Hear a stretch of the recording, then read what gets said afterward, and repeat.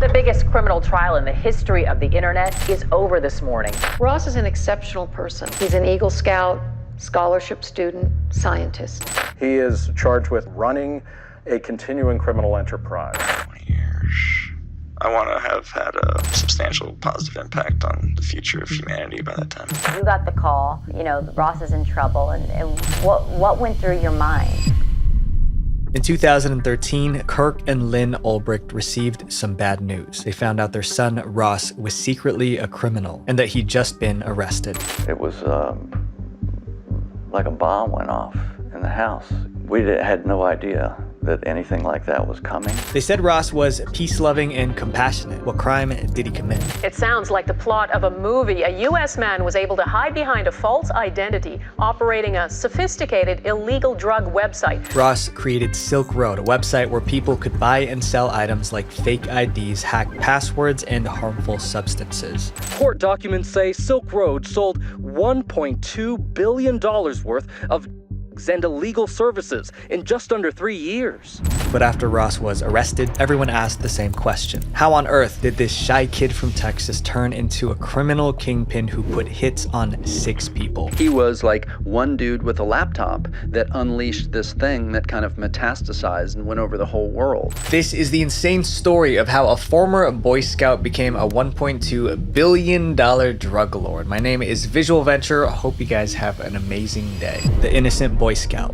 To understand Ross's transformation, we have to go back to his childhood. Born in 1984, Ross Ulbricht grew up in Austin, Texas, with his parents Kirk and Lynn and his sister Kala. Ross always got good grades, and those who personally knew him thought of him as a bright and smart kid. But while his performance in class was amazing, what he did outside of school was even more impressive. He's an exceptional kid. He was an exceptional kid. He had qualities that are noble. As a kid, Ross was a Boy Scout. The mission of the Boy Scouts is to prepare young people to make ethical and moral choices over their lifetimes. To become a Boy Scout, Ross swore an oath to help others at all times and stay morally straight. He cares about people. He's honest, trustworthy. Ross was so good that he was promoted to Eagle Scout, a position given to Boy Scouts with the best character. Thanks to his good grades, Ross earned a scholarship to the University of Texas at Dallas and majored in physics. From there, he landed a graduate scholarship at Penn State for a master's in material science and engineering. Attending college is normally a good thing, but for Ross, it was the beginning of the end. Because something happened in college that erased his picture-perfect childhood and made Ross the most famous criminal in the short history of the internet. The big question is, what happened? The criminal was created. Ross's problems began when he was getting his master's at Penn State University in 2008. Back then, he worked as a research assistant and was even on track for a PhD scholarship. But everything went downhill when Ross got involved in campus discussions about freedom and liberty. The main idea was that everyone owns their body and life, so they should be free to choose how they live. In other words, as long as they're not hurting anyone, they can do whatever they want. Ross loved this concept. Really, his was more of a libertarian viewpoint. I mean, it was like, you choose what you want to do for yourself and do it. Unfortunately, Ross twisted this idea. The crypto anarchists have said, no, he's actually not a libertarian. He goes farther than the libertarians. He's more of an anarchist. He's more of a revolutionary. Ross believed that everyone should be free to buy and sell whatever they want without the government saying certain products are bad or against the law. He believed if people wanted to consume substances, they should be able to without getting arrested. You should put in your body what you want to put in your body. In Ross's eyes, this was what it meant to be a free individual. That's when Ross decided to challenge the system and do something to help people make their own choices, however they individually saw fit. Well, that's what he thought he was doing. But his ideas would lead Ross down a dark path, destroying his life and the lives of those around him. I just wanted to change the world. Ross finished his master's in 2009 and was excited about life after college. He moved back to Austin to start his own business. However, the world of business had some wicked surprises waiting for Ross, and his first painful experience was just around the corner. Being an entrepreneur was tougher than Ross expected. During this time, he recorded his thoughts in a journal. First, Ross tried day trading, which is when you buy stocks at a low price and ideally sell them for a higher price on the same day. But day trading proved to be difficult, and Ross didn't have much money to invest. Eventually, Ross quit day trading and started his next business, a video game company. Unfortunately, that failed too. By this point, Ross was disappointed. He wrote in his journal, "I felt ashamed of where my life was. I left my promising career as a scientist to be an investment advisor and entrepreneur and came up empty-handed." Before Ross could drown in his sorrows, he found a new money-making opportunity right under his nose. Ross's downstairs neighbor invited him to join a business called Good Wagon Books. The business collected used books and sold them online for a profit. Ross joined the company and soon he was making good money. But Ross hadn't forgotten his college dream to free the world, and now he had a plan to do it. Ross's big idea was to create a website where people could buy anything anonymously with no trail whatsoever that could lead back to them.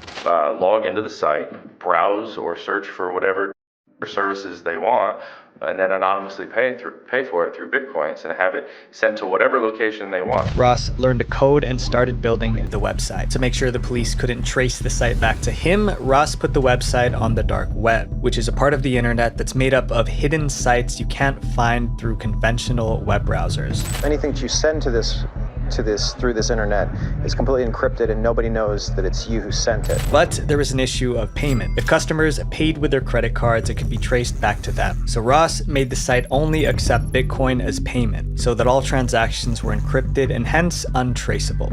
You know, in cybercrime, you go after one, the IP address, and trace it through the network, or two, you go after the cache, and this one kind of blocked both. Although he had to keep it a secret, Ross couldn't resist the urge to brag a little bit. So he went on his LinkedIn profile and wrote, "I'm creating an economic simulation to give people a first-hand experience of what it would be like to live in a world without the systemic use of force." After months of writing code, Ross was ready to launch. In early 2011, at 26 years old, he put the website online, calling it Silk Road. The name Silk Road comes from a historical route that allowed traders to move goods between Asia and Europe safely for over 1,500 years. Ross wrote in his journal, "I'm creating a year of prosperity and power beyond what I ever experienced before. Silk Road is going to become a phenomenon and at least one person will tell me about it unknowingly that I was its creator." But if Ross knew what was coming, he would have felt scared, not excited, because Silk Road was about to turn Ross's life into a chaotic mess, starting with one question. How in the world was he going to find criminals willing to sell their products on a secret website? Before we talk about Ross's interesting methods of promoting Silk Road, I want to thank this video sponsor, War Thunder. War Thunder is a vehicle combat MMO game featuring over 2,500 tanks, planes, helicopters, and ships, from early 20th century biplanes and armored vehicles to modern fighter jets and tanks. The graphics are stunning and the sound effects are lifelike, which immerses you into the experience. The unique feature of War Thunder is its detailed damage model, where the vehicles are broken down into their individual parts, like the engine and fuel tank. When a vehicle is destroyed, the X-ray view reveals the exact impact point and the components where the vehicle was damaged. Personally, I've never seen anything like it. This game also has a variety of camouflage, historical markings, and decorations for you to customize your vehicles however you would like. You can even choose ones created by you guys, the community. So I use a gaming computer to create these videos, but games like Apex still lag for me. But War Thunder is optimized to run smoothly even on regular machines. Join the community of over 70 million players for some intense PvP battles. And for you military history enthusiasts, this game is made for you. Play War Thunder for free on PC, PlayStation, or Xbox now by using my link in the pinned comment or description. New and returning players that haven't played in 6 months across all platforms get a massive bonus pack that includes the Eagle of Valor, 100,000 silver lines, and 7 days of premium account only for a limited time.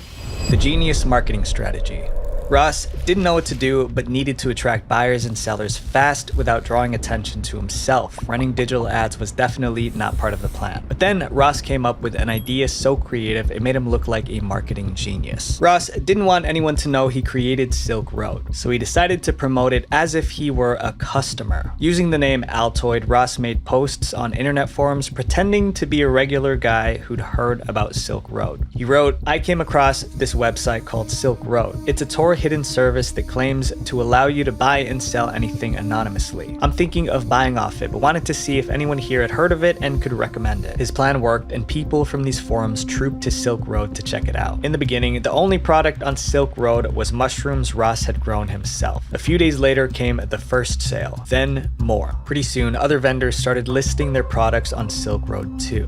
Bill, not his real name, is a vendor on Silk Road who posts to customers in Australia. The products were organized under categories with sellers from more than 10 different countries. And he says business is good. Australian traffic is, doubled, tripled, quadrupled. There's more vendors now. There's definitely more buyers. Ross had a booming business, and it even got to the point where he began creating seller guides to ensure products were free from detection. Buyers could even give sellers a rating after receiving their items. It was the first of its kind, and people sought it out. They realized that this was a new way to do basically like illegal e-commerce, essentially. But before Ross could celebrate, he was hit with a bigger problem, one involving someone Ross deeply cared about, his girlfriend. Ross met Julia Vi when they started dating at Penn State University. She was a freshman, he was a grad student. They were so close that when Ross got his master's degree and moved back to Austin, Vi left school and moved to be with him. However, it started to fall apart when Ross told Julia about Silk Road. Julia hated the idea and was worried Ross could get arrested. But before they could solve the first issue, Silk Road caused another one. As he worked on Silk Road, he began spending more and more time in their bedroom on his computer practically 24/7. Julia said, "A lot of times I was just angry at him because I wanted to go out. I wanted to have fun, and he was like, 'Julia, that's a waste of time.'" Eventually, Julia couldn't take it anymore, so she broke up with Ross and moved out. Julia later said, "Probably one of the main reasons why we broke up was because I felt like he put this insane pressure on me to keep this insane secret." Ross was heartbroken, but he didn't have time to feel sorry for himself, because someone who knew about Silk Road was about to expose the secret website to the entire world. And doing that would put a target on Ross's back, turning from a nobody to one of the most wanted men in America. In June 2011, a blog called Gawker published an article about Silk Road that went viral. Suddenly, millions of new customers were visiting the site.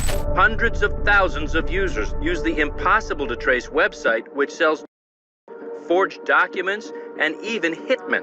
It's called the Silk Road. Ross wrote in his journal, "Silk Road got its first press," the infamous Gawker article. You can see right when it happened, a huge spike in signups.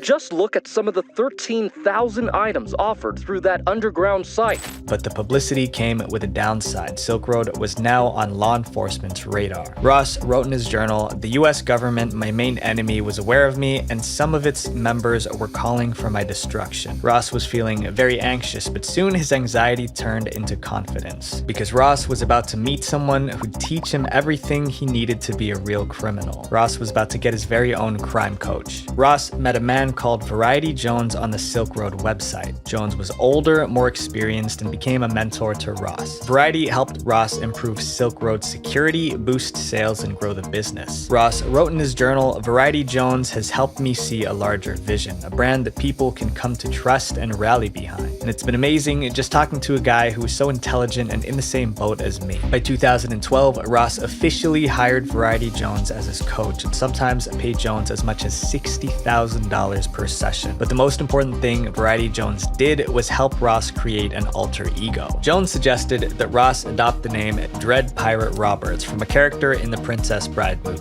In the movie The Princess Bride, nobody had ever seen the Dread Pirate Roberts. He was more fiction than fact, a phantom. It was the perfect moniker for an online lord. Ross loved the concept, and soon he made his new name official. February 5th, 2012, the Silk Road administrator made an announcement. Drumroll, please.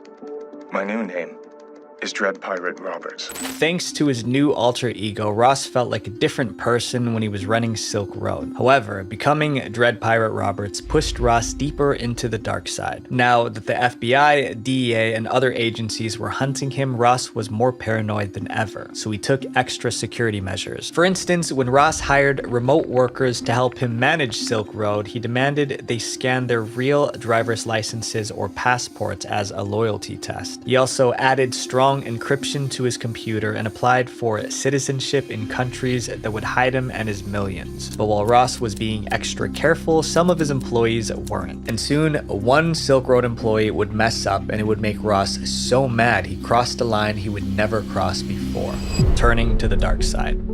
Curtis Clark Green was a Silk Road employee who got himself in serious trouble. In January 2013, Curtis was arrested in a sting operation by the DEA. Two of the arresting agents were Carl Force and Sean Bridges, both Baltimore Silk Road Task Force members. The first agent, Carl Force, had signed up on Silk Road, posing as a seller named Knob. Using this undercover identity, Knob started chatting with Dread Pirate Roberts until they became friends. After Curtis Green was arrested, agents Force and Bridges pressured him to spill everything he knew about Silk Road, so he did. Green told them everything, including his employee login credentials. Green also mentioned that as a Silk Road employee, he had access to Bitcoin in the Silk Road system. But telling these agents about Silk Road Bitcoin was a big mistake, because Mark Force and Sean Bridges had something new in mind. They turned out to be corrupt cops. After the interrogation, one of the agents, Sean Bridges, secretly logged into Silk Road using Green's password. Then Bridges started sending huge amounts of Bitcoin from the Silk Road account to his own personal Bitcoin wallet. The corrupt cop sets out to bust Ross, and then at a certain point he says, okay, I'm gonna rip this kid off instead. If I can't bust him, I'm gonna steal the money and I'm gonna use it for my own purposes. Later that day, Ross realized Clark Green's account had stolen 20,000 Bitcoins, worth about $350,000 at the time. Ross didn't know that it was actually Agent Sean Bridges who stolen the money. Ross was furious, but he didn't know what to do, so he turned to his criminal coach, Variety Jones, for advice. They considered scaring Green into returning the stolen money, but Variety Jones wanted Green's punishment to be so severe it would make everyone scared to break the rules. Therefore, Variety Jones suggested the ultimate punishment, ending Green. Ross agreed and replied, "I would have no problem wasting this guy." Now, they needed a hitman, and by coincidence, Ross offered the contract to Knob, the same undercover DEA agent who had arrested Green, Carl Force. They agreed on $80,000 for the job. But Knob was a DEA agent. Was he actually going to carry out a hit? No, but he still wanted the money. So instead of actually ending Green, he would fake it. Knob made Green lie on the floor and splashed Campbell's Chicken and Stars soup on him as fake blood. Then he sent the photos to Ross as proof and received payment. This was the first time Ross tried to end a man's life, but it wouldn't be his last, as Ross allegedly continued sending hitmen after many more people who crossed him. And next on his list was a Silk Road seller who was trying to blackmail him. In March 2013, someone named Friendly Chemist tried to blackmail Ross. His demands were clear: pay $500,000 or he would leak the identities of thousands of Silk Road users. But instead of paying the blackmailer, Ross allegedly decided to pay a hitman. This time, Ross hired someone named Red and White and paid him $150,000 worth of Bitcoin for the job. A few days later, the hitman sent Ross photographic proof confirming that the blackmailer had been taken care of. Over time, Ross ordered hits on 4 more people who tried to steal from him. In just 2 years, Ross went from a young man trying to change the world to a kingpin deciding who lives. I mean, I think it started off as sharing this idea, but then he really did turn to, like, I am the captain of this ship, and that's what goes, and he was making a lot of money. But the biggest problem still remained. The cops were after him. Ross thought he covered his tracks, but there was one tiny error that led the cops right to him: the search for Dread Pirate Roberts. Silk Road was now the most sophisticated and extensive criminal marketplace on the internet, and folks who never thought about breaking the law now could with the click of a button thanks to Tor and Bitcoin technology. Meanwhile, Dread Pirate Roberts was enjoying his newfound fame and even took an interview with reporters. During the interview, Dread Pirate Roberts was certain that he was going to remain anonymous. He was so confident that he was never going to be found. However, he wouldn't have been so confident if he knew what the FBI had just found. It was a small discovery, but it had the power to blow the lid off the entire Silk Road operation. During the summer of 2013, FBI agents noticed a flaw in Silk Road's code. But this wasn't just any coding error. It was an error that leaked the IP address of the Silk Road server. The server was like a big computer that ran and recorded everything that happened on Silk Road. The FBI agents traced the Silk Road server to a data center in Iceland. Turning off the server would have taken Silk Road offline, at least temporarily, but instead of doing that, the FBI decided to play the long game. They made a mirror image copy of the server. This meant the FBI could spy on Silk Road, allowing them to see everything: transactions, private messages, and even records of Dread Pirate Roberts' own activities. That's when they discovered that in just 2 years, Silk Road had processed 1.2 million transactions, generating roughly $1 billion in the process. The information on the server was valuable, but it did not reveal Dread Pirate Roberts' true identity. However, they did find one last thing that would turn out to be incredibly useful. The Silk Road server was run by a person with the username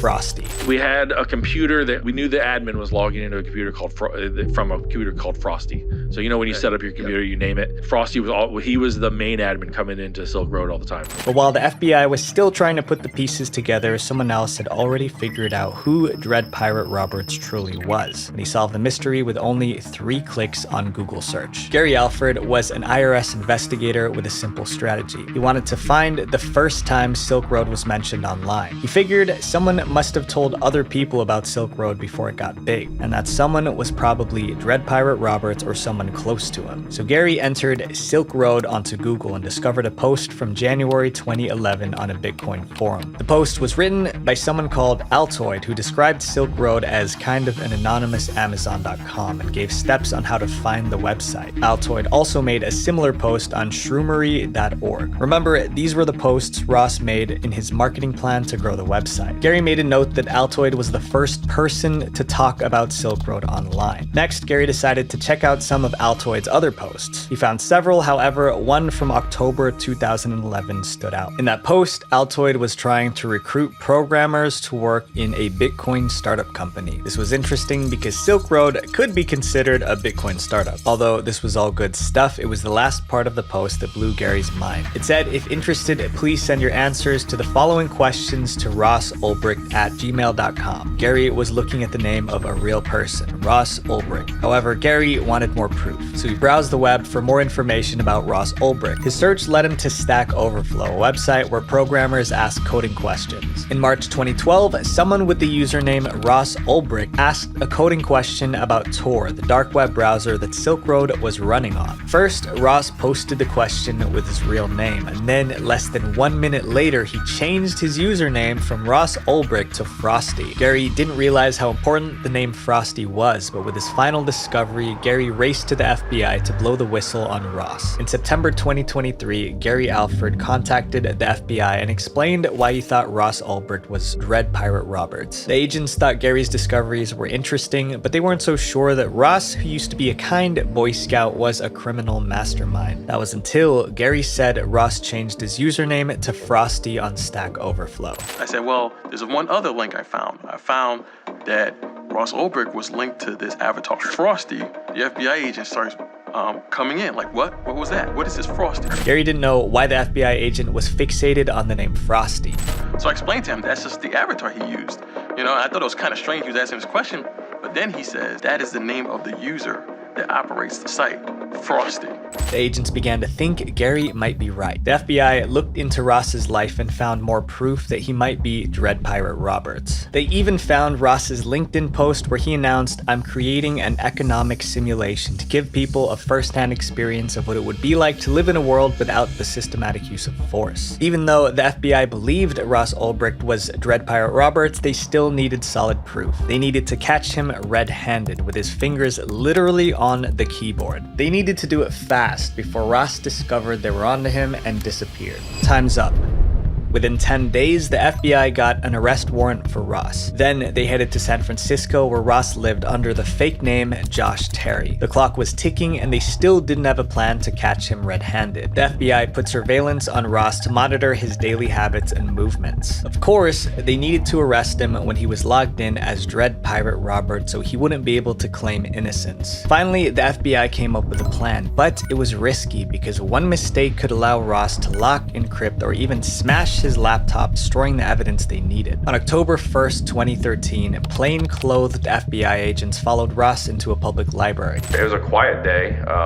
There was quite a few users in there, but as it being a library, it was pretty quiet. Ross sat in a corner and pulled out his laptop. He didn't realize many of the random folks at the library that day were undercover FBI agents. There was a team of FBI agents that had put themselves in a place to be able to get the laptop and effect the arrest at the same time. The agents wanted to make sure that Ross was logged in as Dread Pirate Roberts before the arrest, and they knew exactly how to make that happen. A few months earlier, the FBI had arrested a Silk Road employee named Cirrus and taken over their account. As a Silk Road employee, Cirrus had a direct line to Ross, so the agents used Cirrus's account to send Ross a message on Silk Road, tricking him into logging into the site. Cirrus asked Ross, "Can you check one of the flagged messages for me?" Ross replied, "Sure, let me log in." The agents watched Ross as he tapped on his keyboard, accessing Silk Road. A few seconds later, two undercover agents inside the library started to fake a fight to distract Ross. The fight was so loud that Ross turned his head to see what was happening. That was the opportunity the FBI needed. While Ross was staring at the fight, another agent came up from behind and grabbed Ross's laptop. From the corner of his eye, Ross saw his laptop being lifted and tried to grab it, but before his hands could reach the laptop, another agent came up from behind and bear hugged Ross tightly. I think he initially thought he was being robbed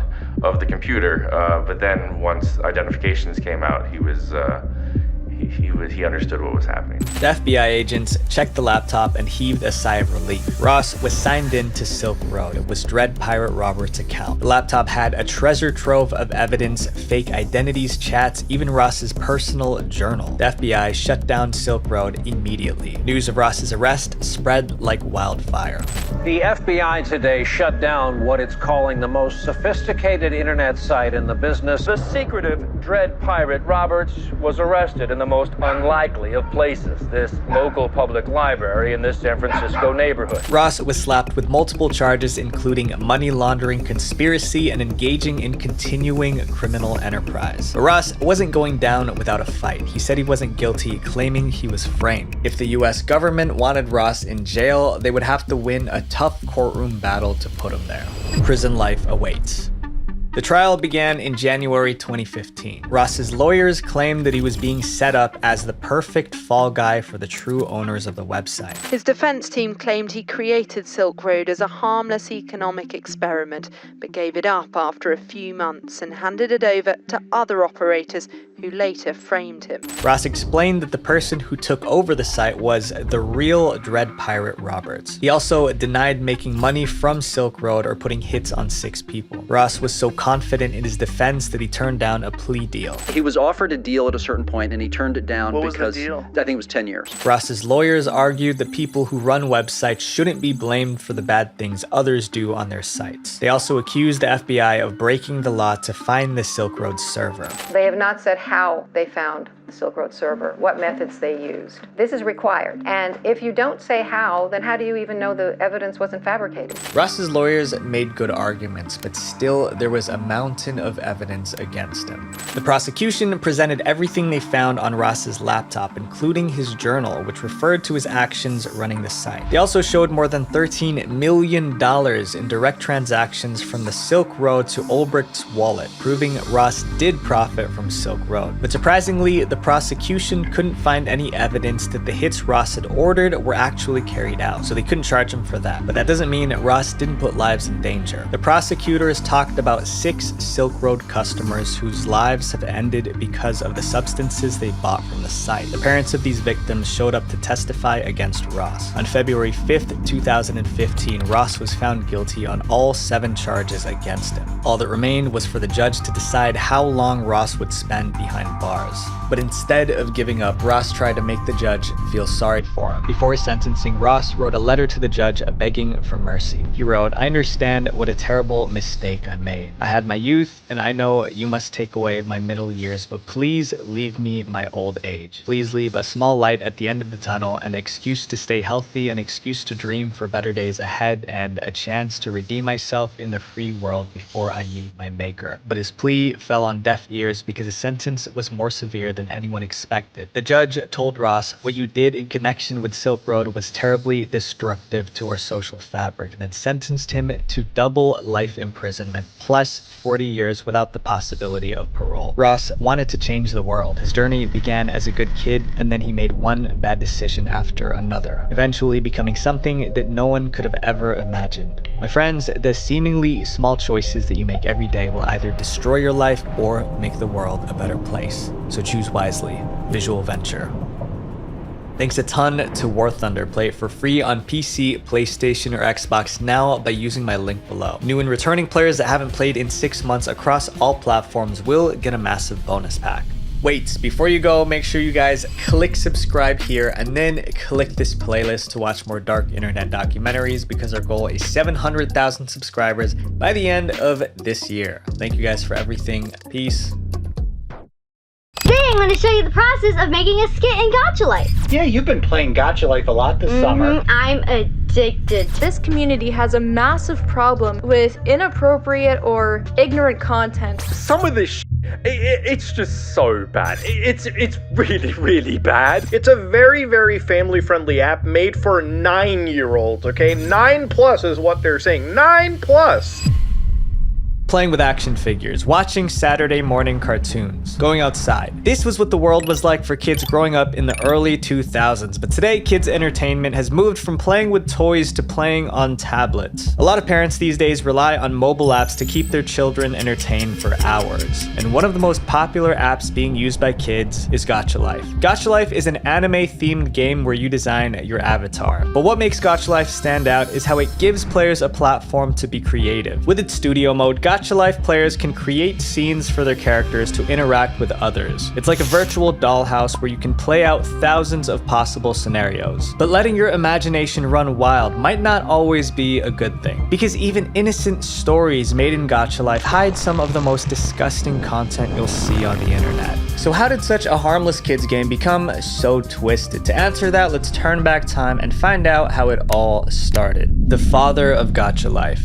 Before Gacha Life was created, there was Looney. Looney was a 19-year-old game animator with a dream. On April 1st, 2012, Looney co-founded his own game studio with his friends called Cyan Productions. Cyan Productions sometimes made animated series, but their main focus was game development. The studio worked on simple anime-style flash games. Cyan Productions released around 20 games from the year 2012 to 2015. These games were shut down and are no longer playable. We don't know a lot about Cyan Productions and their games from the mid-2010s. Back then, when games like Farmville were super popular online, Cyan Production games kinda went unnoticed, but things started to shift in 2015. During that year, Looney decided to give Cyan Productions a new name, Loonamy Games, named after himself. This change marked a turning point to Loonamy Games forever.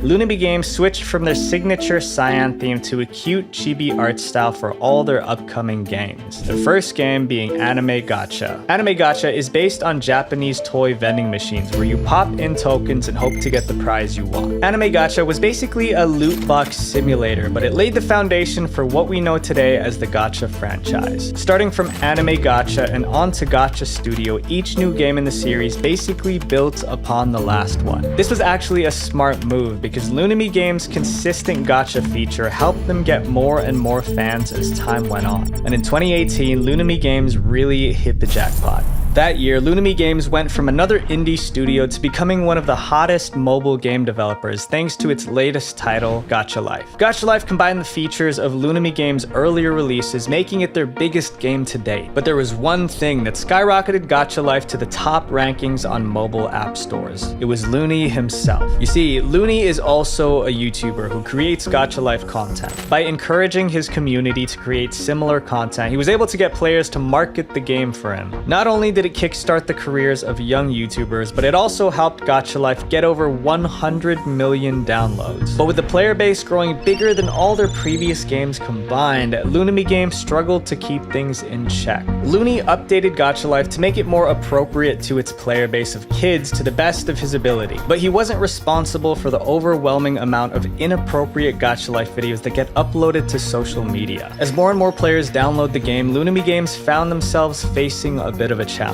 You see, their player community was now larger than all their earlier games combined. Looney did his best by rolling out updates to make Gacha Life better for the community. But he couldn't keep up with the huge flood of inappropriate Gacha Life videos popping up all over social media. This is when Gacha Life's reputation took a turn for the worse. Gacha's soulless content farms. In 2017, 1,000 children were asked what their dream jobs were. You think you can take a guess? If you answered YouTuber, you're right, and the results today are still the same. A survey in 2022 pointed out that YouTuber was the top choice. Thousands of kids took their first step in becoming YouTubers because of Gacha Life. They even have a name for this, GachaTuber. YouTubers who create videos based on the game Gacha Life. There are many GachaTubers that make a range of different content that I'm sure you're aware of. One of the most popular Gacha Life videos are Gacha Life mini-movies, but there are also series, music videos, tutorials, skits, memes, animations, speed paints, and more. The Gacha Life community stands out from many other fan groups because of how passionate they are for content creation. Sorting through Gacha Life YouTube videos uploaded in the past hour, you'll notice something wild. Gacha Life videos are uploaded almost every minute. With so many kids sharing their videos for the world to see, Gacha Life turned into a YouTube genre of its own. Lunami Games successfully used Roblox's formula of having kids become both the creator and the audience, but the success was short-lived. Gacha Life videos on YouTube aren't just being made by passionate GachaTubers anymore. They're also made by channels that turn Gacha Life videos into content farms. Content farms are channels that push large amounts of videos with low quality and no originality. What's like the best factory farm type of content on the internet? If your answer is anything but Gacha Life, you're wrong. The biggest example of this is Gacha Life TikTok compilations on YouTube. These channels post every day. All of them are re-uploaded Gacha Life videos from TikTok with bare minimum editing, and nothing is original. Every compilation video you watch is just a mashup of stuff taken from other content creators. And these channels use the same kind of titles on their videos and have similar channel names. They even use suggestive thumbnails to clickbait viewers. These types of videos get pushed out on YouTube even if they're clearly copied straight up. When channels with little to no effort are pushed out, it becomes tough for GachaTubers who actually put a lot of effort into their content. Because of this, it's left a bad impression on the Gacha Life community and even the ones with clear talent. The number of content farms overtaking GachaTubers is only the tip of the iceberg, because with so many low-effort Gacha Life videos being uploaded every minute, there are harmful videos hidden among them. The channels behind these inappropriate videos even manage to outsmart YouTube's content moderation, the disgusting realm of gacha heat. To reiterate, content farms are run by people who don't care about quality. All they care about is making a quick buck. And in our world today, many businesses just try to create products that cost them near nothing and sell them for as cheap as possible. But there are some shining exceptions. One of our favorites, Holzkern. Founded as a small family business, Holzkern is now the leading brand of wooden watches and natural jewelry. They focus on bringing nature into everything they create. Every piece is unique because they're made with the patterns of the earth like actual wood and stone. Holzkern carries a lot of options from necklaces, bracelets, rings, sunglasses, handbags, and my favorite, watches. So I have my own watch and necklace, and the quality is truly incredible. If you buy their products, Holzkern gives you free express shipping so it arrives quickly and has a 24-month warranty. And something that I've never heard of before is that for US customers, you don't pay taxes. So click the link in the description because I want you guys to find something that you're proud to wear. And if you use the code VENTURE15, you get 15% off any product. This jewelry isn't just about looks. You'll be wearing a piece made from nature to remind you that life is more than just sitting behind a computer screen. Thank you to Holzkern for sponsoring this video.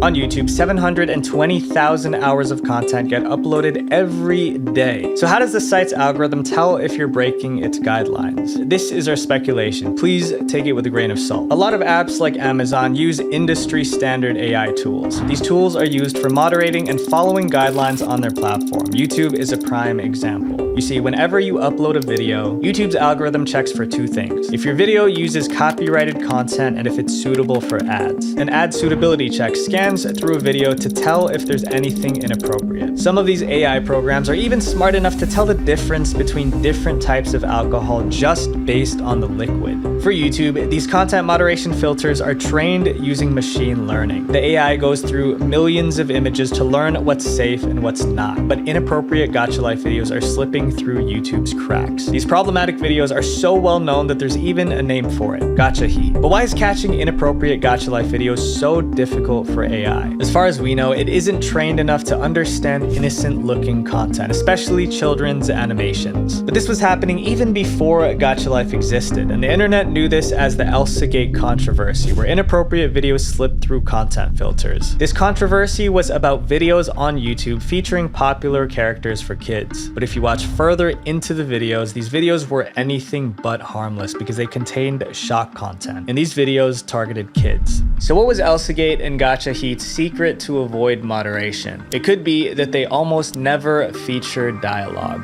Because of this, it seems that it's even harder to tell what's appropriate from what's not. Moderating Gacha Heat became so problematic that TikTok tried to stop users from searching Gacha Life altogether. The term Gacha Life is actually banned on TikTok. Looking it up directly leads to no results found. But while you're typing it in, it's clear to see they didn't do a very thorough job of blocking that content out, as the autofill shows purposeful misspellings to find that exact content. For Gacha Heat videos, the content varies from videos with sensitive storylines to graphic violence. What's horrifying is how easy it is to stumble across these videos. When we typed the letter G in the YouTube search bar, Gacha Heat was already one of the search predictions. Scrolling through the reviews of Gacha Life on child safety websites, you can see that most of the reviews aren't talking about the app. Parents are criticizing Gacha Heat videos that their children were watching, and these inappropriate videos are more common than you think. If you leave your kids with a tablet and they're on Gacha Life, this is eventually what it'll probably autoplay to, okay? It's only natural for parents to get upset knowing their kids find and watch these Gacha Heat videos. But for one family, their story would uncover a major problem within the Gacha Life community itself. Hashtag Save the Gacha Community. Gacha Heat existed even before Gacha Life was around. Some of the earliest Gacha Heat videos can be traced back to 2017. This was right after the release of Gacha Studio, the first game in the franchise that introduced Studio Mode. It was only after 2018 when Gacha Life was launched that Gacha Heat videos started picking up steam. Soon enough, Gacha Heat went from being contained within the Gacha Life community and into mainstream media. On December 16th, 2019, Brazilian news channel Balanço Geral featured Gacha Life in its news report. The segment talked about how a young Gacha Life player was exposed to Gacha Heat. His aunt was shocked to find out about this, which led her to bringing this problem to the local media. The news report on Gacha Life attracted more views than normal, but these views didn't come from concerned parents. They were from the Gacha Heat community who wanted to silence it. But how do we know that? The video received more dislikes than likes. Even though the Gacha Life segment was only 10 minutes out of a 3-hour-long video, most of the comments were from angry Gacha Life fans. They were upset that the video was drawing more attention to the bad side of the community. Some fans were even worried that Gacha Heat would cause Looney, the game's creator, to get arrested. Brazilian Gachatubers even made videos calling out Balanço Geral. They used the hashtag Save the Gacha Community to warn people to stop giving attention to the inappropriate side of Gacha Life. The amount of Gacha Heat videos seemed to overpower the good side of the Gacha community. Some fans feel that the only way for Gacha Heat to go away is if people just ignored it, but there are also those who feel Looney is responsible. Allow me to show you some of the actual things present in this game. Very inappropriate poses, expressions, and abilities to play the game. Very, very disgusting references. Even though Looney updated the game to remove most of these features, it was too late. Gacha Heat videos were still being made and the community's reputation was worse than ever. Over the years, hashtag Save the Gacha Community was used by a lot of different Gachatubers to try and fix the problems happening to the game. Some even use the hashtag to gain views, making videos that don't have anything to do with saving the community. Because of these controversies, this left the Gacha Life community divided. I'm gonna be talking about why I don't upload Gacha videos anymore. Gacha community was just getting too toxic and out of control, and I just didn't want to be associated with that. With the Elsagate horrors and the TikTok bans, you'd think that YouTube is the hub for all these Gacha Life problems. But what if I told you that Gacha Life still has yet to hit rock bottom? And this next chapter will show you exactly what I mean. A hazard to kids. Most social media platforms are listed as 12+, but that doesn't stop younger Gacha Life players from making accounts to connect with each other. And what's one place where many people can come together about the things they love? Amino. The social media app Amino is the perfect place where anyone can make their own community for the things they're passionate about. If you search Gacha Life on Amino, you can find a lot of different communities. So if you're a Gacha Life fan, which one do you join? This was the problem faced by Kala. Kala joined Amino because she wanted to look for other Gacha Life players just like her, but instead, what she found scarred her forever. Because she was new to Amino, she wasn't sure which Gacha Life community to be a part of, so she decided to join a few of them. Among these communities, there was one that stood out to her the most. When Kala tried to join this community, she received a message from someone who claimed to be working for Amino. This person explained to her that the community she tried to join was a safe space for young girls, and if she wanted to be a part of it, she had to send a photo of herself to verify who she was. But this wasn't just any photo. This person asked for an inappropriate one. Thankfully, Kala knew something was off and told her mother immediately. Her mom was horrified and reported what her daughter found to the authorities. Kala was safe, but the same couldn't be said for all those people who already joined that community. Since Lunami Games removed the chat feature in order to protect younger players, the only way to talk to other players is outside of the game itself. Horrible people always find a way to take advantage of these players. Even some beloved gacha tubers have been exposed for manipulating their fans to do horrible things. Gacha Life was intended for kids, but the community has grown so much that it's even attracted an older audience. There isn't much Lunami Games could do because the dangers now go further than the game itself, and its problems aren't gonna go away anytime soon. Being part of a gaming community is supposed to be fun. It's a place where you can laugh, cry, and even share lifelong friendships. But remember this, the internet gives us access to pretty much everyone, but it also gives everyone access to us. So explore this space with care. Visual Venture. Wait, before you go, click this playlist right here to watch more dark internet documentaries because the algorithm is going to promote my channel more if you guys watch multiple videos. Thank you guys so much for being here. I love you guys so much. Peace. A website called 4chan, and it's slowly evolved into sort of the dustbin of the internet, if you will. B is by far the most notorious forum, and referred to by many as of the internet. It seemed to be a magnet for people who like to cause trouble. In the spring of 2016, a massive explosion hit a remote part of northern Syria. It was an airstrike and the target was a secret rebel camp linked to terrorist groups. But this wasn't an ordinary military operation. The ballistic missile wasn't directed by military experts, but by a bunch of 4chan users, or in other words, internet trolls. So how did 4chan's chronically online users manage to change the course of a war thousands of miles away? The answer isn't what you expect. This is the insane story of how a group of nerdy internet trolls launched a military airstrike using Google Maps. This video idea was inspired by YouTuber Pezzle, who created an amazing video on it. What 4chan is capable of.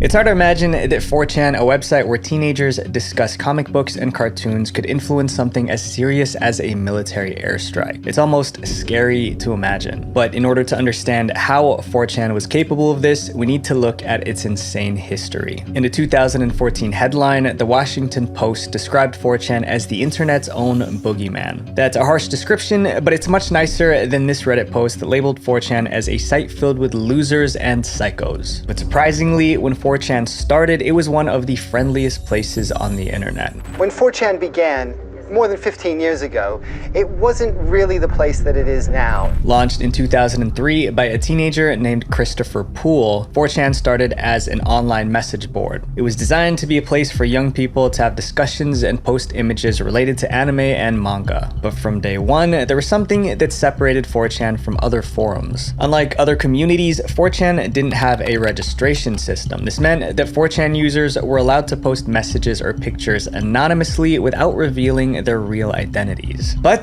this feature was both a blessing and a curse. Because of the anonymity, 4chan users felt free to express their honest thoughts without fear of judgment. However, that same anonymity meant that they could say virtually anything they want with practically zero accountability. Allowed users to anonymously post whatever, and that whatever quickly became pretty much anything offensive you can think of. The content on 4chan eventually got so toxic that the guy who created the website got summoned by the FBI and taken to court. And the reason why 4chan was capable of launching an airstrike was because of the kinds of people it attracts. There are different types of people on the site, ranging from your average neighbor to hackers that can dox you if you piss them off. 4chan users are often seen as nerds because of their interests, but they're some of the most highly intelligent analytical, and focused people in the world. And with over 22 million monthly users, 4chan might just be the largest gathering of geniuses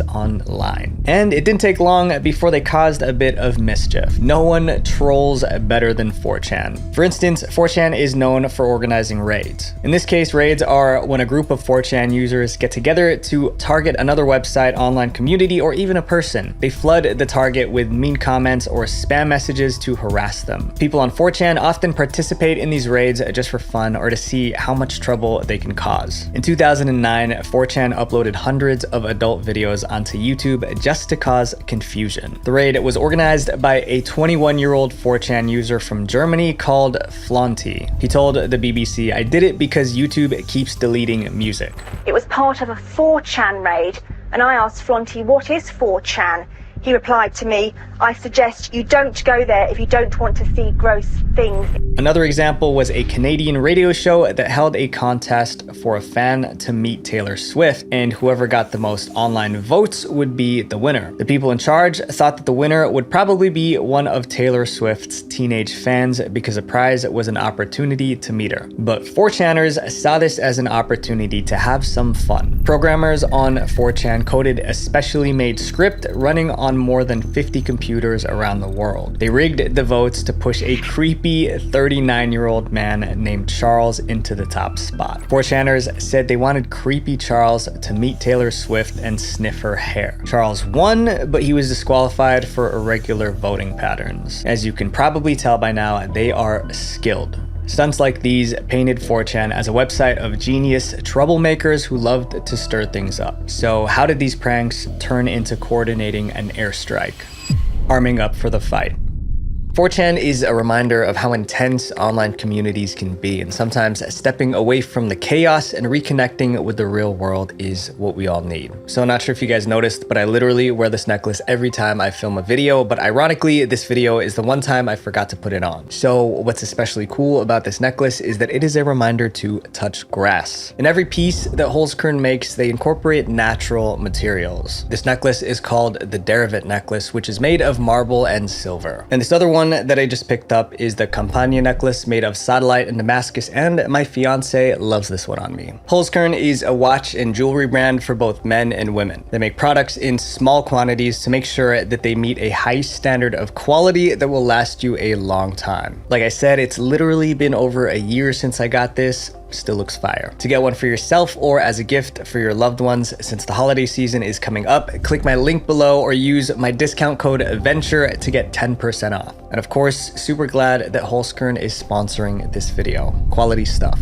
It all started when an anonymous 4chan user created a discussion board called Syria General, also known as SG. While most 4chan boards were about casual things like anime and memes, the SG board involved a real war. The Syria General discussion board talked about the conflict in Syria. And just to be clear, none of these are my personal opinions, I'm just stating the facts about what we've researched. The Syrian conflict started in 2011 when Syrians protested against President Bashar al-Assad. They wanted him to step down so they could have a more democratic government. But Assad's response was violent, turning protests into full-blown civil war. As the conflict worsened, rebel groups formed against Assad. To fight back, President Assad asked Russia for help, and by September 2015, Russia was providing air support, weapons, and troops. Around the peak of the Syrian civil war, the SG board on 4chan became popular. It was a hub where users discussed and debated about the conflict. However, most of the members of the board were in support of President Assad, often portraying him as a hero fighting against terrorism and rebellion. And these 4chaners were ready to make a difference. In May 2016, they finally got their chance. A video of Syrian rebels in a secret training camp was uploaded to YouTube. The group behind the video was called Jaish al-Izza, and forgive me if I'm probably butchering these pronunciations. Jaish al-Izza was formed as a rebel group in northern Syria, allegedly connected connected to Al-Qaeda and ISIS and fought against President Assad's forces. Being a rebel group, they kept their base hidden, only appearing when it was time to fight. Jaish al-Islah managed to stay under the radar until they posted that YouTube video. The video showed rebel soldiers performing drills, practicing with weapons, and preparing for hand-to-hand combat. This was a mistake that cost them their lives. On May 30th, 2016, an anonymous 4chan user shared the rebel training video on the SG discussion board and started a thread. The thread was titled "A Rebel Training Camp in Northern Hama. Can SG find it?" The members of the SG board were frustrated by what the rebels were doing. Now they had the opportunity to help President Bashar win the war by finding the rebel base. So, can SG find it? That line was an invitation to solve a real-world puzzle, except the puzzle involved life and death. Finding the rebel base wasn't going to be easy. The only clue they had was the camp somewhere in northern Hama in Syria. The rebels had no idea, but hundreds of hackers and internet trolls were on a mission to track them down,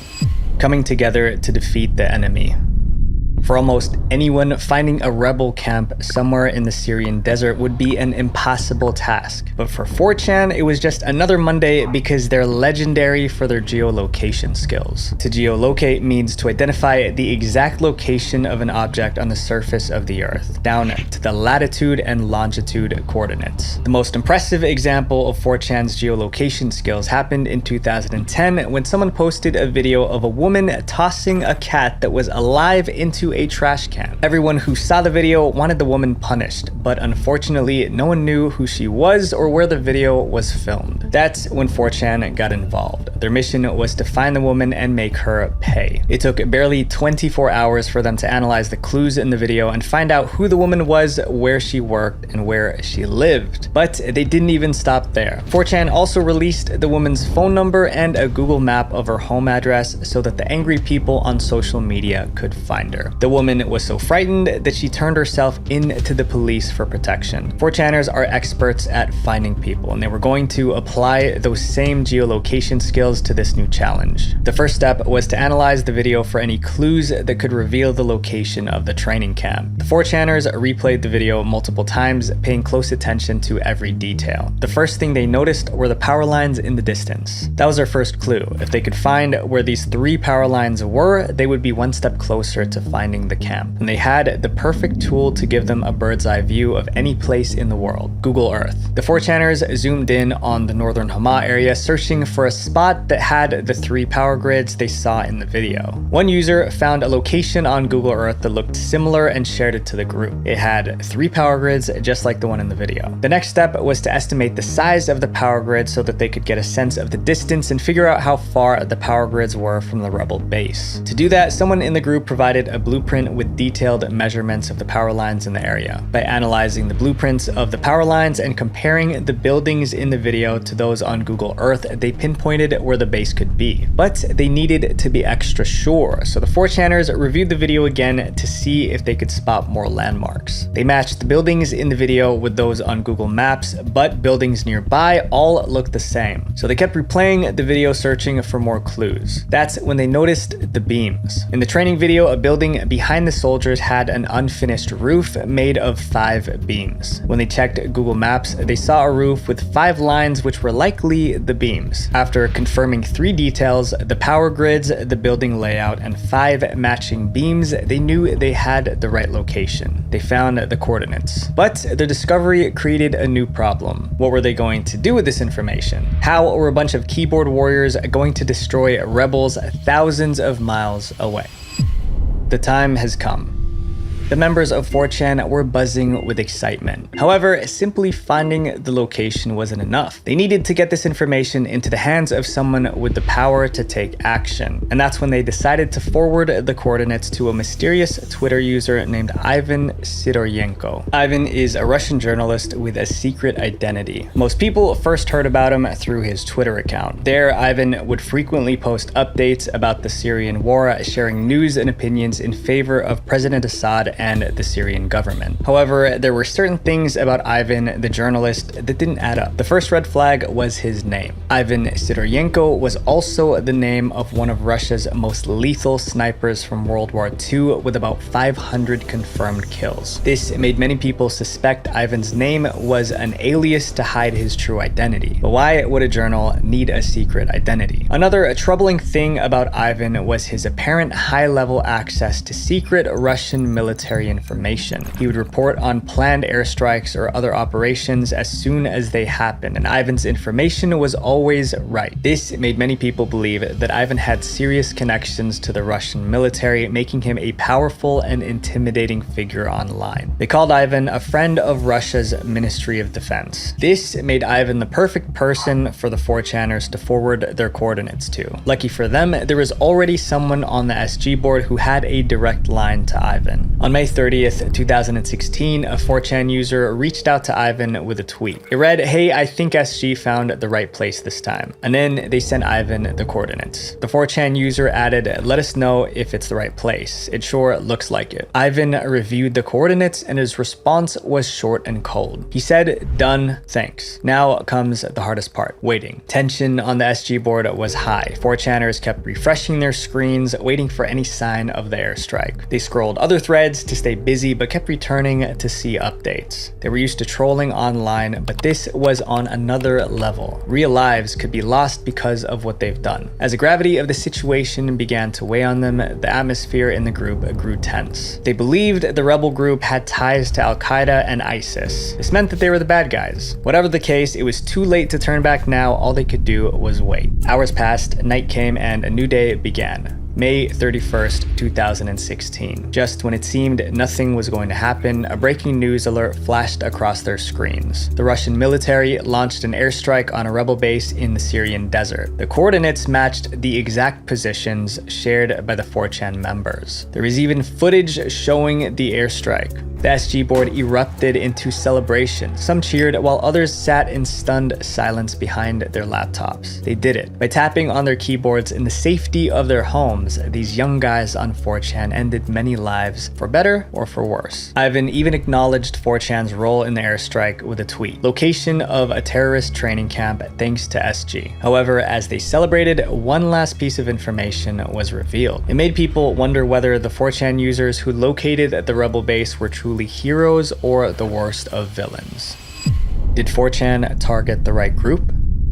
Although the 4chaners believed they were doing the right thing by targeting what they considered a terrorist group, others thought differently. In a Reddit post, a user explained that the group 4chan targeted might not have been terrorists at all. The Redditor pointed out the group was Jaish al-Islah. They're not a terrorist group, they're just a group among the many who want to remove the oppressive Assad regime. These 4chan idiots thought these guys would be terrorists simply because they were in good terms with Al-Qaeda. Jaish al-Islah has also not committed any terrorist acts. Simply put, 4chan might have helped launch an airstrike on freedom fighters who were only fighting for their rights. We can't know for sure if those rebels were terrorists or not. What we do know is that 4chan did something no internet forum has ever done before. They weren't soldiers, they weren't military, most of them were labeled nerds by a large portion of the internet. But with just laptops and Google Maps, they played a direct role in a lethal military operation. The event took place in 2016, but to this day, people on the internet talk about 4chan with fear and respect. And they should, because with this airstrike, 4chan users proved that if we put our collective minds together, there's nothing stopping us. Visual Venture.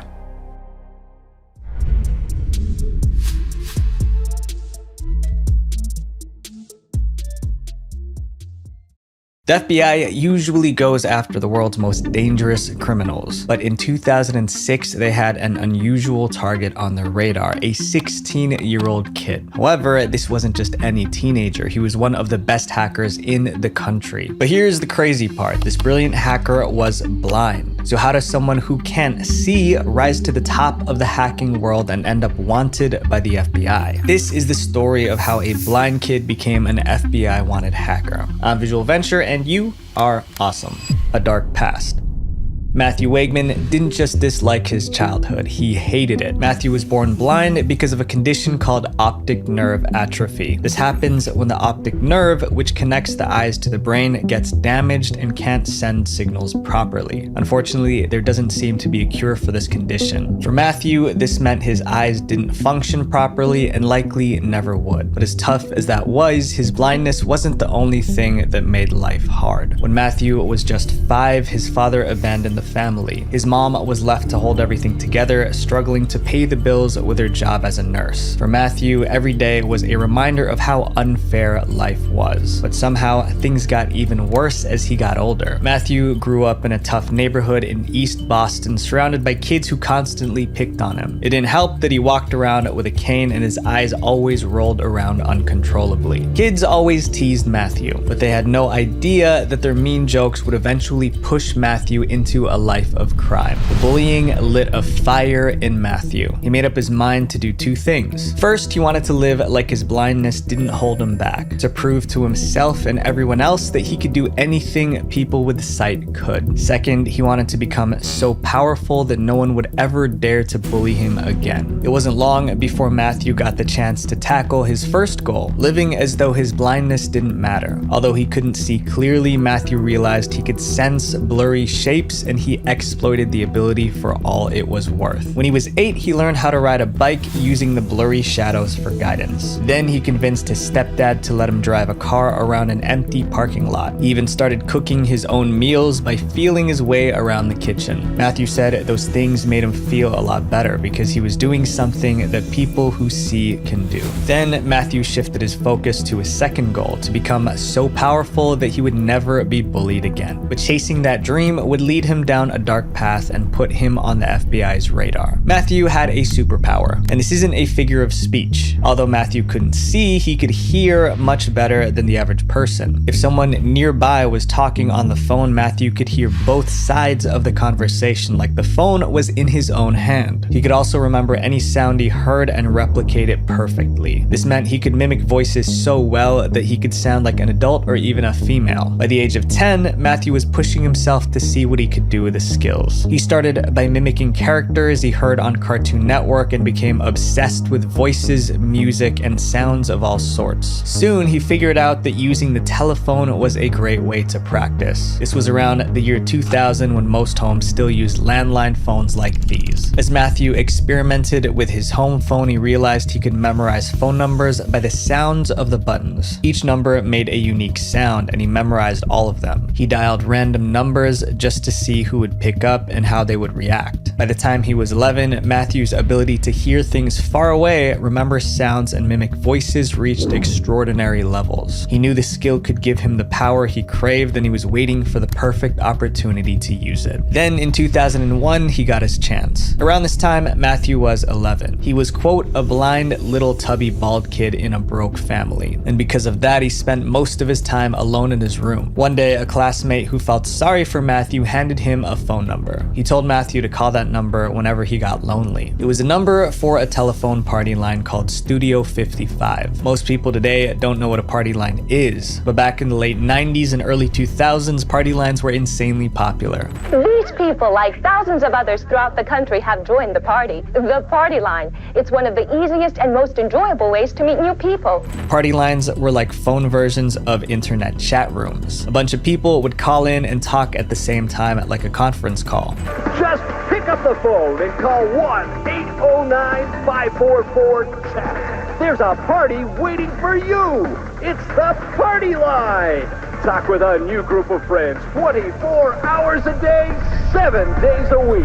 The moment Matthew dialed into the party line, his loneliness disappeared. There were so many voices. Some were talking to each other. Others piped in only occasionally, listening in as they watched TV or played video games. Would you stay on these party lines for hours and like people would come and go and it would be sort of like a chat room? To most people, it would have been a chaotic mess of overlapping sounds. But Matthew could hear each voice and every detail, no matter how faint. This was the perfect place to deploy his superpower. Whenever he was on the phone, Matthew wasn't a shy blind kid from East Boston. He became someone completely different, outspoken, quick-witted, and even a little mean. Matthew spent hours on the party lines, chatting, switching between voices, and just having fun. But what he loved most was flirting with the girls on the line. In real life, talking to girls was hard for him, but on the phone, he had all the confidence in the world. Then, one bad encounter with a girl on the party line ruined everything. That girl made Matthew so mad that he committed his first crime, marking the start of his criminal journey. The question is, what happened to make him snap?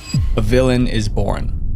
The trouble started when Matthew was just 14, but then he spent 3 years and thousands of hours on the party lines, and his ego was massive. He thought he could say anything on there. During one call, Matthew got into an argument with an 18-year-old girl named Danielle. Here's how it started. Matthew liked Danielle and wanted to flirt with her, but Danielle wasn't interested, not even a little bit. She shut him down right away. Danielle's rejection hit Matthew hard. First, he felt embarrassed, and then it turned into anger and eventually rage. He took it personally, seeing Danielle as one of the mean kids who bullied him when he was younger. He decided she needed to pay, and he already had a plan. Matthew's first step was to find Danielle's home phone number. Once he had it, he learned a skill called caller ID spoofing. Spoofing is a way to make a phone call look like it's coming from a different phone number. In this case, Matthew used spoofing so that when he called someone, it would show Danielle's number on the caller ID screen of the person he phoned, as if the call was coming from Danielle's phone when it was actually coming from his. Technically, spoofing is illegal, but it was nothing compared to what Matthew was going to do next. With everything set, Matthew called 911 and rigged the caller ID so it looked like the call was coming from Danielle's house. When the operator answered, Matthew disguised his voice. He tried to sound like an unstable, angry old man. Matthew said his name was John DeFano. He claimed he was inside Danielle's house holding her and her father hostage. He went on to make multiple threats and ended by challenging the police. He screamed, "I'm not talking anymore. You have the address. If I don't have help here now in the next 5 minutes, I swear I will blank these people." Then he hung up. SWAT officers stormed Danielle's house preparing for the worst. Inside, Danielle and her dad were just going about their day, completely unaware of what was coming. Suddenly, the SWAT team burst in, weapons drawn, shouting commands as they searched for a supposed threat. The whole scene was pure chaos. Luckily, no one got hurt, but it was a traumatic experience for the family. What Matthew did was called swatting. Swatting is a cruel prank where someone tricks the police into sending a SWAT team to an innocent person's home, and it's as dangerous as it sounds. In Tennessee, a man lost his life because of a swatting incident gone horribly wrong. Of course, swatting is a serious crime, and many people have been sent to prison for doing it. In one case, a man got 20 years behind bars. Back at Danielle's house, she and her dad were still in shock. Meanwhile, blind Matthew was in his room feeling unstoppable. He saw swatting as a way to get revenge on anyone who crossed him. All it took was one call to 911 and a little voice acting, and he could cause chaos without ever leaving his room. Unfortunately, Danielle wasn't the only name on Matthew's hit list. He was just getting started. Matthew spent hours each day on party lines, trash talking and picking fights. When someone on the line would challenge him or piss him off, he would respond by faking a 911 call and sending an armed SWAT team to their door. Matthew swatted his enemies as many as 60 different times. The more time he spent on party lines, the more extreme he became. Before Matthew turned 15, he discovered a new skill to help him cause more chaos. It was called phreaking.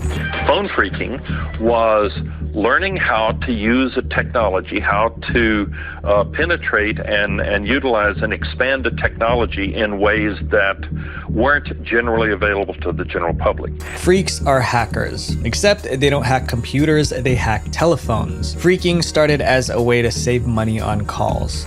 Freaks use technical expertise and guile to make free phone calls. But eventually, these phone hackers, or freaks, started doing much more damage. They would reroute numbers so calls go to the wrong place, eavesdrop on private calls, and even shut down someone's phone service completely. Freaks are criminals, fraudsters, freeloaders. They're engaged in a war against the giant international phone companies.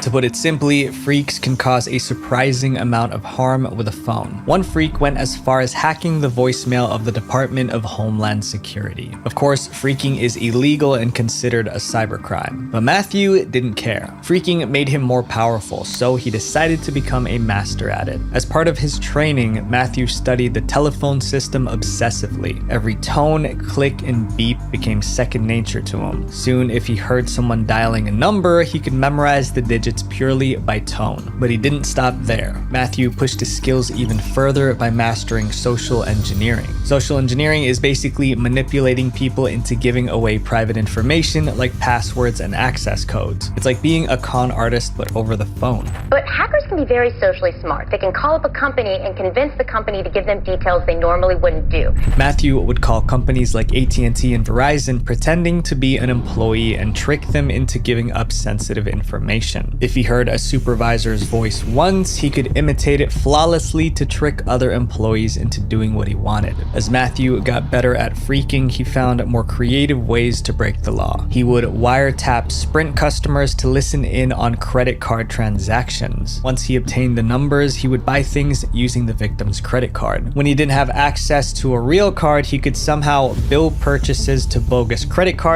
snagging everything from free phone service to Dunkin' Donuts gift cards. He even hacked and called the cell phones of Lindsay Lohan and Eminem. This guy was a hacking genius. As Matthew's skills grew sharper, his patience wore thinner. The smallest hint of disrespect could set him off in an instant. People on the party lines quickly learned to tread carefully around him. One person even said that he was feared by grown men and women because he was ruthless. Another described him as crazy enough to do anything. By 2005, Matthew achieved his goal. He was considered one of the best phone hackers among phone party line groups. And as a twisted reward for his efforts, he was invited to join a notorious gang of phone hackers known as the Wrecking Crew. Together, they would take his talents and his destruction to the next level.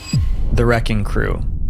Alright, so we know how destructive Matthew was with a phone, but what's even scarier is what hackers can do with a computer. Every time we go online, we leave digital footprints, traces of our personal information. And in today's world, this can be especially dangerous, which is why Proton exists. Proton is an encrypted software platform built around one goal: protecting your privacy. They offer tools like Proton Mail, which gives you a secure email address that's protected with end-to-end encryption. No one else, not even Proton, can read your emails. Proton is also open source, which shows absolute transparency. So I get a ton of spam emails every day just like you. Well, Proton has this thing called Hide My Email, where you can create aliases when you sign up for new websites to hide your real email address. And if you're like, man, switching email providers would be a headache, well, Proton allows you to migrate your existing email with just a couple of clicks using their easy switch tool. Lastly, I know a lot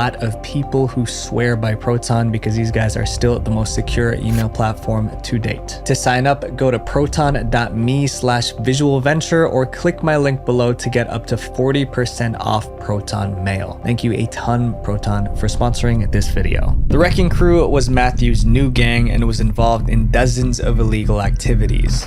They break into the system by manipulating free phone numbers. They squat in people's voicemail boxes. Using computers, they conjure up fake account numbers and credit card numbers, or acquire the numbers using dubious methods.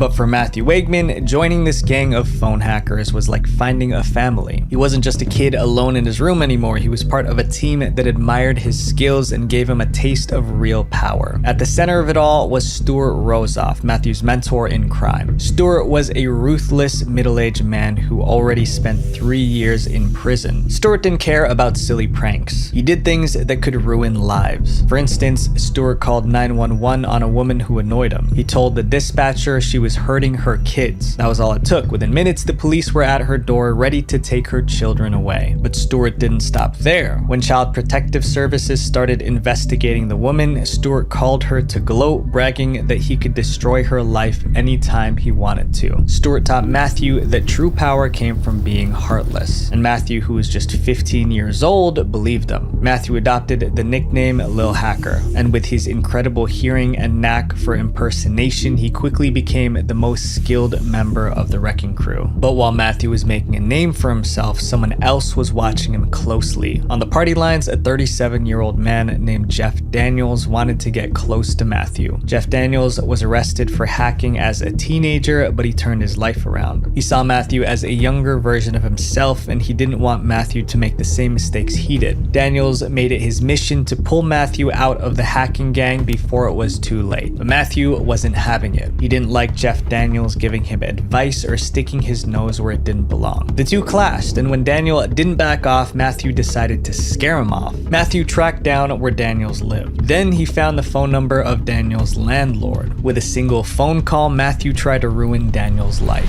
Matthew called the landlord and told him that Daniels was a pervert and a murderer, trying to get him evicted. But when the landlord told Daniels about the shocking claims, Daniel instantly knew who was behind it: Matthew. But instead of retaliating in anger, Daniels did something that finally got through to Matthew. Daniels tracked down the teenager's detailed personal information, including his social security number. It was a warning, a way of saying, "I'm smarter than you. I can beat you at your own game." And it worked. Matthew was impressed by Daniel's skills. For the first time ever, Matthew started to listen. The two began talking for hours on the phone at night. One night, something broke inside Matthew. He opened up about his miserable and impoverished life, crying as he told Daniels how much he longed to see the world with his own eyes. Daniel encouraged him to leave his life of crime behind because breaking the law wasn't going to make things better. Matthew took his advice to heart. He changed his party line nickname from Lil Hacker to Silence, a symbol of his attempt to turn things around. He even met a girl named Chastity on a party line, and they began a long-distance relationship. For the first time in a long time, it seemed like Matthew was on the right path. But the pull of his old life was too strong. He missed the power he once had and the way people feared him because of his ruthlessness. Most importantly, he loved being part of the wrecking crew gang. Matthew was torn between two lives. Then one incident on the party line unraveled all the progress Matthew made. At just 16, Matthew got into an argument with a 28-year-old girl named Stephanie Prue. He lashed out and told her, "You're annoying. I might come after you." But instead of begging for mercy, Stephanie brushed him off like he was nothing, daring him to take action. Her defiance set something off in Matthew. He wanted to prove to Stephanie and everyone else that he wasn't someone to mess with.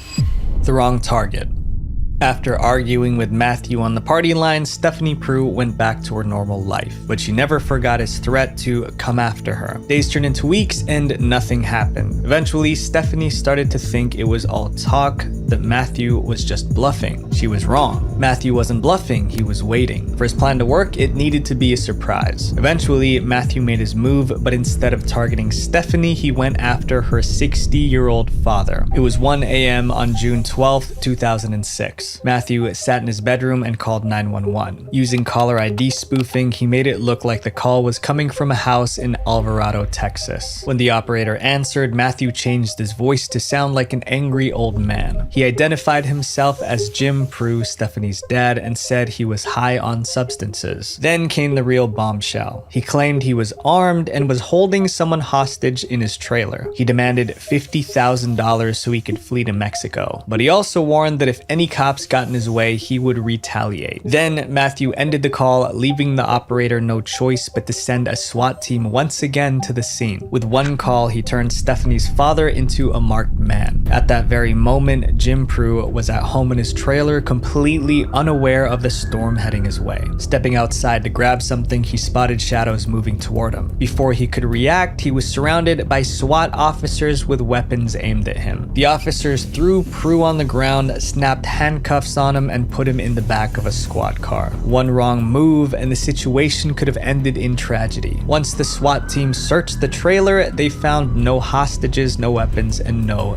danger. When Stephanie heard what what happened to her dad, she knew Matthew was behind it. She figured this swatting incident was the end of Matthew's revenge, but it wasn't. It was only the beginning. Matthew wasn't the only hacker who disliked Stephanie. Other freakers on the phone lines couldn't stand her either. After Matthew's stunt, the group rallied against Stephanie. They harassed her relentlessly, prank calling, sending pizzas she didn't order, and cutting her phone lines. They even offered a $300 prize to whoever could pull another swatting against Stephanie or her family. Months later, the police received a 911 call from Stephanie's apartment begging them to come save her. But when they arrived, they realized there was no emergency. It was just another prank. That's when Stephanie told the officers about the party line, the harassment, and the power the freakers had to manipulate calls. She painted the freakers as a network of dangerous criminals using phones as weapons to cause chaos. The local police knew they were in over their heads. They couldn't stop this alone. So the Fort Worth police called the Dallas branch of the FBI for help. These phone hackers were about to go head-to-head with the FBI. A visit from the FBI. The FBI assigned one of their best, Special Agent Alan Lind, to figure out what was going on. He was one of the most experienced in the FBI Dallas Cyber Squad. He spent the last 10 years taking down hackers and freakers who thought they were untouchable. But going after the Wrecking Crew would be so much easier because he had help. Stephanie Prue was still mad that Matthew and his friends called 911 on her dad. She was itching for revenge. So when the FBI contacted Stephanie, she didn't hold back. She told them about the Wrecking Crew, named the people involved, and explained how they hacked phones and broke the law. Thanks to Stephanie's information, the FBI quickly closed in on the Wrecking Crew. But one name stood out above all the rest: the blind kid Matthew Wegman. In December 2006, Matthew walked into his house and froze. He heard a different voice in the house. Sitting there with his mom was FBI Special Agent Alan Lind. The FBI agent laid out everything he knew about Matthew's crimes: stealing credit cards, impersonating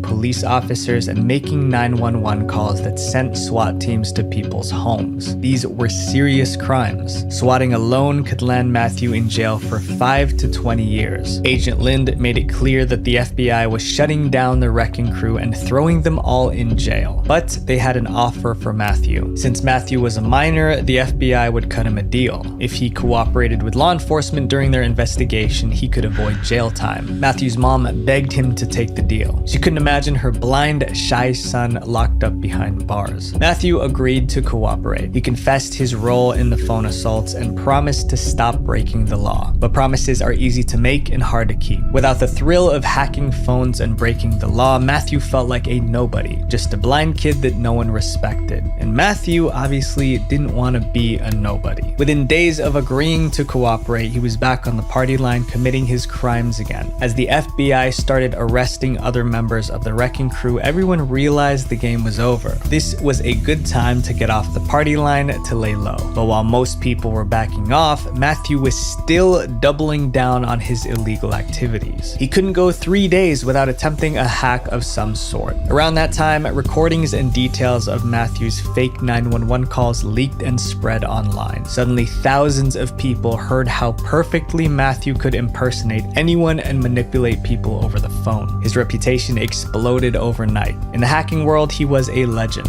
Matthew loved his newfound fame, and he decided once and for all that he was never giving up this life no matter the cost. Matthew wanted to keep breaking the law, but he didn't want to go to jail. So he started a campaign of intimidation, warning his victims that any cooperation with investigators would warrant new attacks. And he meant it. When he found out a woman in Virginia talked to the FBI about him, he went after her mother, trying to make her look like a criminal. He warned another person that if she gave his name to investigators, he would put her husband out of business. But no matter how hard he tried to scare people, it wasn't enough to save the Wrecking Crew. In 2007, the members of the crew pleaded guilty to swatting and other hacking-related crimes. One of them told the judge, "I'm kinda like a nobody in real life. I was actually somebody on the phone, somebody important." Matthew watched as his friends were sent to jail for about 5 years each. He was the only one the FBI let off the hook because he was a minor. All he had to do was walk away before April 20th, 2008, which was the day he would turn 18. After that, any crime he committed would get him tried as an adult. But as his 18th birthday approached, Matthew still couldn't let go. And what he was about to do was something that would give him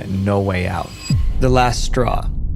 Matthew Wegman turned 18 in April 2008. Now, the stakes were even higher than ever. One slip and he'd face adult charges. But thanks to his campaign of intimidation, everyone knew the rules. Mention his name to the FBI and you'll become his next target. Matthew's scare tactics worked on almost everyone. But one man refused to back down. His name was Billy Smith. Billy Smith was a fraud investigator with Verizon. A big part of his job was finding and shutting down suspicious phone activity. Billy Smith already helped the FBI take down the Wrecking Crew by testifying for the government and providing them with records and documents. So Matthew already had a bone to pick with Billy, but their beef was about to get personal. One day, Matthew picked up his phone and realized one of the phony accounts he was using to make calls was disconnected. After posing as a Verizon employee to get his phone turned back on, Matthew discovered that it was Billy Smith who disconnected his account. Matthew was furious. It was infuriating enough that Smith was working against him by aiding the FBI. Now he was messing with Matthew's phone. To retaliate, Matthew placed a number of harassing calls to Billy's house. He thought that it would scare him off, but Billy Smith wasn't the kind of person to back down. Not long after, Matthew woke up to realize his phone was blocked from calling certain numbers, making it impossible for him to run his scams. He instantly knew Billy Smith was behind it. It was more than Matthew could handle.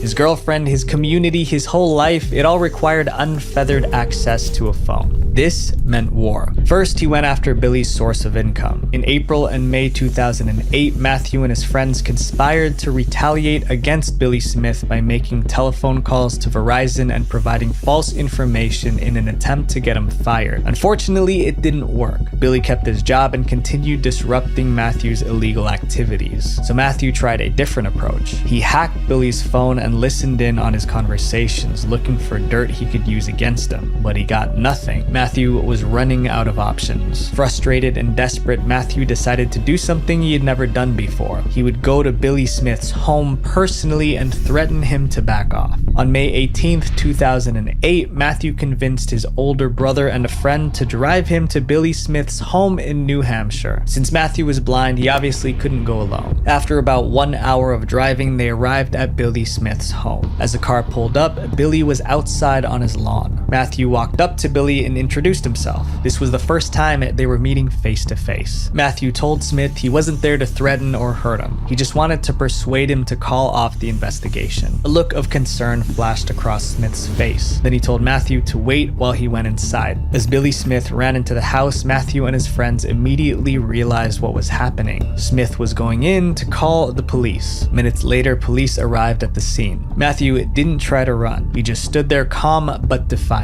In his mind, he was the victim. He told officers that Billy Smith had a vendetta against him, trying to paint himself like an innocent kid who had done nothing wrong. The police didn't buy it. They sent Matthew and his friends back to Boston, but his troubles were far from over. Billy Smith reported what happened to the FBI. Matthew was now officially wanted by the FBI. 2 weeks later, the FBI raided Matthew's home and arrested him. This time, there was no leniency. Matthew turned 18 just a month earlier, and now he was facing adult charges. In January 2009, Matthew pleaded guilty to 2 felony counts of conspiracy to commit fraud and intimidate a federal witness. A few months later, he was sentenced to 11 years and 3 months in federal prison. At just 19 years old, Matthew was heading to federal prison, serving one of the longest sentences ever handed down for phone phreaking. But going to prison was the wake-up call Matthew needed. Locked in a small cell with nothing but time, he started to rethink his choices and realized how foolish he acted. But instead of drowning in regret, he began to plan a different future. Matthew decided that when he got out, he would help people with disabilities. He said he wants to embrace his handicap and help others embrace theirs, to teach them to operate in the real world so maybe they won't have to create their own. After a decade behind bars, Matthew Wegman was released from prison on October 20th, 2018. There isn't much information online about what he's up to today, but let's hope he followed through on his decision to help others. Matthew Wegman's story is a powerful reminder of how loneliness can lead someone down the wrong path. Born blind, he faced struggles most of us will never understand, but he also allowed himself to be a victim of his struggles. Whatever challenges you're facing, remember this: you have the power to turn them into something that helps, not something that hurts. And my hope is that you'll choose to make the world a better place one day at a time.